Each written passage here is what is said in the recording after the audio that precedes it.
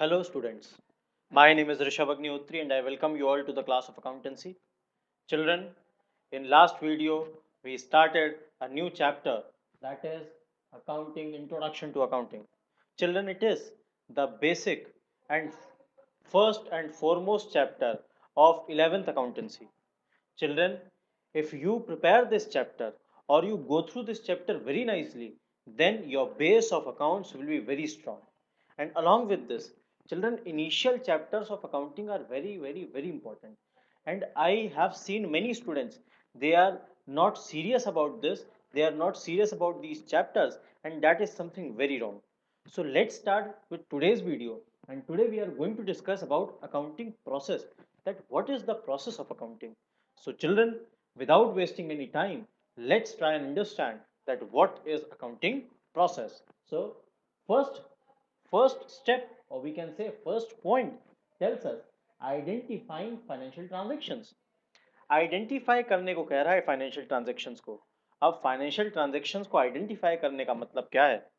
तो जब हम फाइनेंशियल ट्रांजेक्शन्स को आइडेंटिफाई करेंगे, at that time financial transactions ही होने ज़रूरी हैं या फाइनेंशियल ट्रांजेक्शन्स के अलावा होना ज़रूरी है, कुछ भी हो सकता है. भाई आइडेंटिफिकेशन मतलब पहचान करना, और पहचान किस चीज़ की करना? फाइनेंशियल ट्रांजेक्शन्स की. मेरे एक स्टूडेंट हैं, उन्होंने मुझसे ये पूछा कि sir why it is important. कई बच्चों को ये चीज़ें समझने में डिफिकल्टी होती है कि ऐसा क्यों ज़रूरी है कि फाइनेंशियल ट्रांजेक्शन्स ही हो.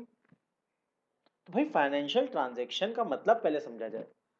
फाइनेंशियल ट्रांजेक्शन जो फाइनेंशियल नेचर के होते हैं, financial transaction which can be expressed in monetary terms.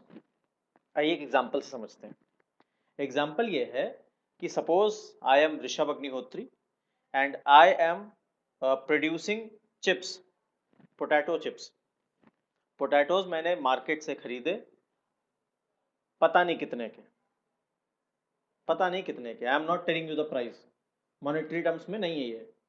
मैंने घर पे लाया, मैंने मशीन खरीदी, मशीन से उसको चिप्स को बनाया, चिप्स काटे उस मशीन से, उसको मैंने क्या करा, फ्राई किया ऑयल में, फिर पैकिंग करी, कुछ मिर्च मसाला डाला, पैकिंग करी, and finally I sold it to the customer. लेकिन जो पैसे खर्चे मुझे पता ही नहीं है. अब बताइए, क्या मैं जान सकता हूं बिना मॉनेटरी टर्म्स में एक्सप्रेस किए कि मुझे प्रॉफिट होगा कि लॉस होगा? नहीं. लेकिन अगर मैं यहीं पे कहूं कि मैंने 50 रुपीज़ के पोटैटोज खरीद लिए और लगभग लगभग 30 रुपीज़ मेरा खर्चा आया बनाने में और 20 रुपीज़ पैकिंग में, तो 50 प्लस 30 प्लस 20 कितना हो गया? 100 rupees. And I have sold these chips at 150 rupees. अब जैसे ही पैसों का इन्वॉल्वमेंट हुआ बच्चों, अब आप बता सकते हैं प्रॉफिट कितना हुआ? तो साइड सी बात है, बता सकते हैं प्रॉफिट कितना हुआ या लॉस कितना हुआ. तो यहाँ पर प्रॉफिट हो रहा है. 150 रुपीज़ में हमने बेचा है 100 रुपीज़ की चीज़ को, तो 50 रुपये हमारा क्या हो गया? प्रॉफिट. आ रहा है समझ में सभी को? Very good. तो आइडेंटिफाइंग फाइनेंशियल ट्रांजेक्शन, सबसे पहली जरूरी बात कि आइडेंटिफिकेशन करिए, जान लीजिए कि ये ट्रांजेक्शन फाइनेंशियल नेचर का है भी कि नहीं है. Is it of financial nature और not? And second point, recording of financial transaction. Record करिए. रिकॉर्डिंग किस लिए जरूरी है? भाई हम कहां तक याद रखेंगे एक एक चीज? There is an there is what there is a limit.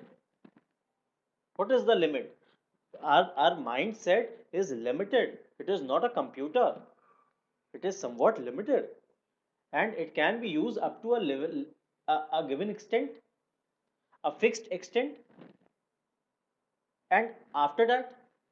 So अगर बहुत सारे कस्टमर्स का डेटा हमें ध्यान में रखना है तो कैसे रखेंगे? किससे कितना पैसा लेना है, किसको कितना देना है, ये कैसे कैसे रखेंगे? कहीं नोटिफाई करना पड़ेगा, कहीं नोट डाउन करना पड़ेगा, कहीं लिखना पड़ेगा. और जैसे ही हम लिखने पे आए, लिखना शुरू किया, तो इसी को तो कहते हैं क्या? रिकॉर्डिंग. अब इसमें कंफ्यूज मत हो जाइएगा कि यहाँ पे वीडियो रिकॉर्डिंग की बात हो रही है कि ऑडियो रिकॉर्डिंग की. रिकॉर्डिंग मतलब उसको लिख लेना, एक जगह नोट डाउन कर लेना. That is mean what? That is mean by recording, और we can say recording means to note down somewhere. Simple simple language में समझिए बिल्कुल. Now coming to the next point, classifying the transactions. Sir classifying करना क्या होता है, आइए जल्दी से समझें। भाई रिकॉर्ड तो हमने कर लिया, हमने रेंट पे किया, हमने रिकॉर्ड कर लिया। हमने हमसे मिस्टर श्याम ने उधार पे लिया, हमने रिकॉर्ड कर लिया। हमने कैश में गुड्स बेचे, हमने रिकॉर्ड कर लिया। हमने क्रेडिट में गुड्स खरीदे किसी मिस्टर बी से, हमने रिकॉर्ड कर लिया। Each and everything we are recording. Mister B से दोबारा गुड्स ले आए उधार पे, फिर रिकॉर्ड कर लिया। मिस्टर श्याम ने फिर से उधार लेके हमसे हमसे कुछ गुड्स उधार पे ले गए, हमने रिकॉर्ड कर लिया। फिर से और आए कस्टमर्स, उन्होंने कैश पे हमसे गुड्स ले गए, परचेज कर ले गए, इससे हमने सेल कर दिया, हमने रिकॉर्ड कर दिया। अब फाइनली मैं जानना चाहता हूं कि मेरी सेल्स कितनी हुई। अब मैं क्या करूं, या मिस्टर श्याम के पास मैंने कितने गुड्स उधार दे दिए, मेरे डेटर है mister Shyam, how many goods, how the cost of goods is the cost of goods, how much I have to take back from mister Shyam, कितने रुपए मुझे उनसे लेने हैं। और अगर मिस्टर बी से उधार परचेज करके लाया हूं तो मुझे कितने उनको देने हैं, कैसे जानूं। तो आप कहेंगे सर इजी तो है, आपने एक जगह रिकॉर्ड करा है, लिखा हुआ है, आप वो पन्ने पलटिए देखिए तो एक दिन में कितने सारे ट्रांजेक्शन हो रहे हैं।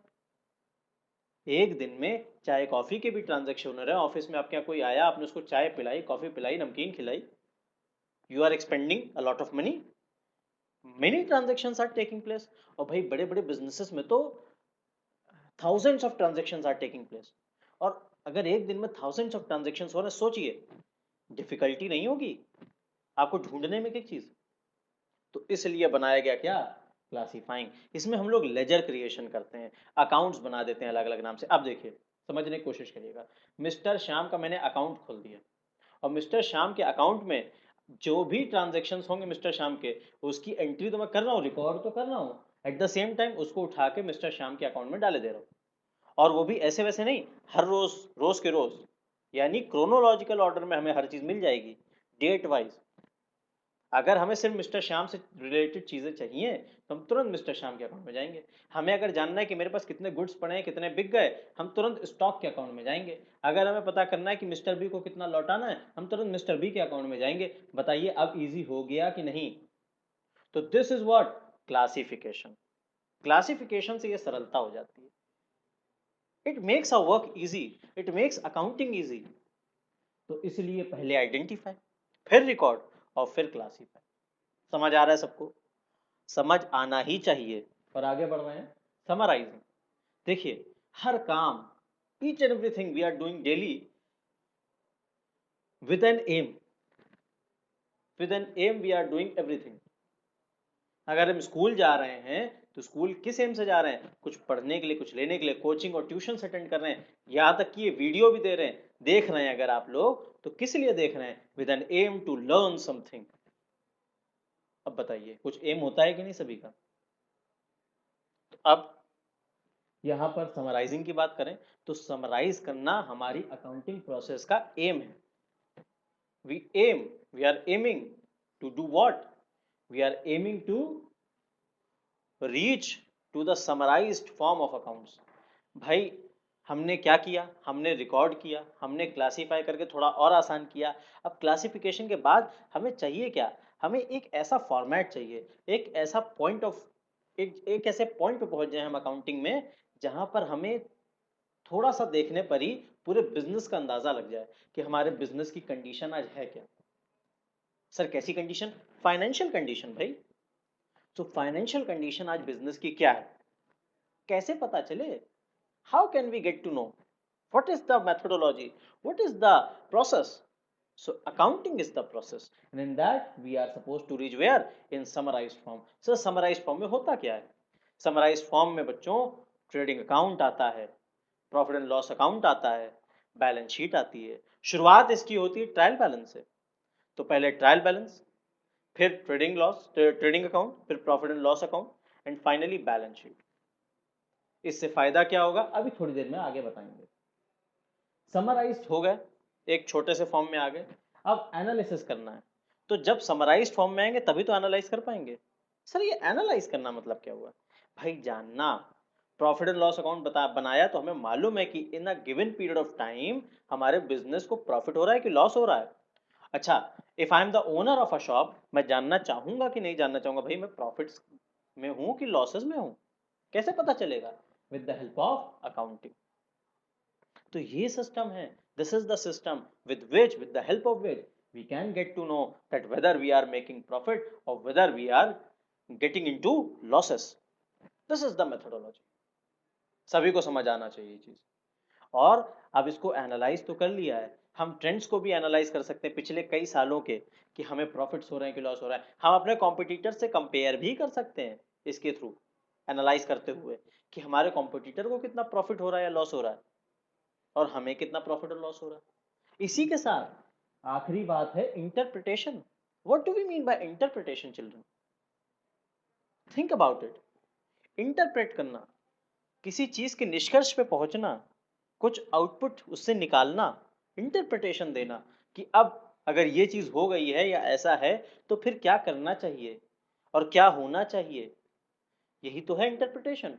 इंटरप्रेट करना, अगर ऐसा होता है तो ऐसा होगा, interpretation. So here analysis is also done and interpretation is also done.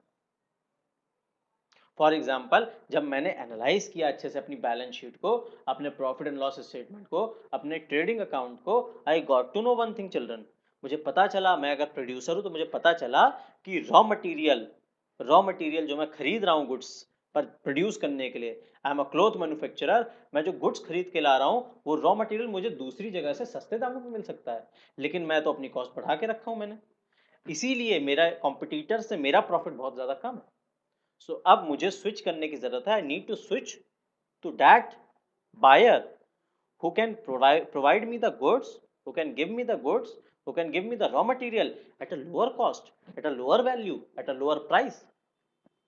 So in this manner children, I have not only analyzed my accounting information, also I've made some interpretations out of it. Final है communication। एक बार हमने क्या करा, एक बार हमने analyse कर लिया, interpret कर लिया, अब उसको कम्युनिकेट करना किसको? एंड यूजर्स को। ये यूजर्स कौन होते हैं? यूजर्स के बारे में हम अगली वीडियोस में बात करने वाले हैं कि यूजर्स कौन कौन होते हैं अकाउंटिंग के। एक दो एग्जांपल से अभी समझ लेते हैं। एक तो अगर मैं ओनर हूँ बिजनेस का, तो मैं ओनर के रूप में मैं भी इंटरेस्टेड हूँ कि मेरे बिजनेस को प्रॉफिट हो रहा है कि लॉस हो रहा है। इसी तरीके से मान लीजिए थोड़ी देर के लिए बैंक है, मैं बैंक से लोन लेने गया टू एक्सपैंड माई बिजनेस। अब बैंक सबसे पहले क्या करेगा, it will get assured first कि मैं अगर आपसे लोन ले रहा हूँ या बैंक अगर मुझे लोन दे रही, तो वो एश्योर होगी, पहले एश्योरेंस लेगी, देखेगी, चेक करेगी कि क्या मैं लोन रीपे कर पाऊंगा कि नहीं। और लोन रीपे करने के लिए क्या करना है बताइए, लोन रीपे करने के लिए क्या करना है? तो वो लोन रीपे करने से कि कर पाएंगे कि नहीं, ऐसी कंडीशन है कि नहीं इनकी, वो कैसे जानेगी बैंक? वो ऐसे जानेगी कि वो हमारे बैलेंस शीट को, हमारे प्रॉफिट एंड लॉस स्टेटमेंट को चेक करेगी कि whether we are in a condition to repay the loan और नॉट। हमारे तो लॉसेज में जा रही है बिजनेस, हमारे पास तो एसेट्स यानी संपत्ति भी नहीं है, कर्ज पे डूबी हुई है हमारी कंपनी, और फिर भी अगर वो लोन देंगे तो ऐसा तो पॉसिबल नहीं है। तो लोन कब मिलेगा हमें? लोन तभी मिलेगा जब जब हम अपनी अकाउंटिंग इंफॉर्मेशन को सही सही प्रोड्यूस करेंगे, उनके सामने रिप्रोड्यूस करें, and along with that if we are going into profits, if we are in a condition to repay the loan. अब बताइए, बैंक ने हमारी अकाउंटिंग इंफॉर्मेशन को यूज किया कि नहीं किया? किया ना, तो वो भी हमारे लिए क्या हो गए, एक अकाउंटिंग यूजर ही हो गए। तो कम्युनिकेशन किया हमने किसको, इस समराइज्ड डेटा को कहाँ कम्युनिकेट किया, टू द यूजर्स। अच्छा लास्ट बात, accounting process is also termed as accounting cycle. बार बार हर समय एक गिवन पीरियड ऑफ टाइम के बाद समराइज स्टेटमेंट बनते, यही प्रोसेस होती है और बार बार ये रिपीट होती रहती है। हर साल अकाउंटिंग ईयर जब खत्म होता है फिर वैसे ही शुरुआत होती है, फिर फाइनली हम एक बैलेंस शीट फाइनल पहुंचते हैं, सारे एंड यूजर्स को देते हैं, सब तक पहुंचाते हैं अपनी ये सारी इंफॉर्मेशन, और फिर शुरू हो जाते हैं नेक्स्ट ईयर। तो ये अकाउंटिंग साइकिल ही तो है। मुझे समझ में आया अकाउंटिंग साइकिल क्यों है? आई होप दैट आप सभी को क्लियर हुआ होगा। और along with that, I not only hope that each and everything is clear, I am very much sure that everything is crystal clear in your mind. And along with that, suppose then also if you are having any doubt, then you are free to ask me. You can ask me through comment section. You can ask me through mail ID. I provided my mail ID in this. You can mail me children. And keep watching the videos. I'll be soon making more and more videos for you, and like the channel, subscribe the channel, and share the videos with your friends who are accounting students, accountancy students, because these videos I am making for you people only. सभी की help करें, सभी को आगे बढ़ाएं और खुद भी आगे बढ़ें। इसी विश्वास के साथ I take your leave. Thank you and have a nice day.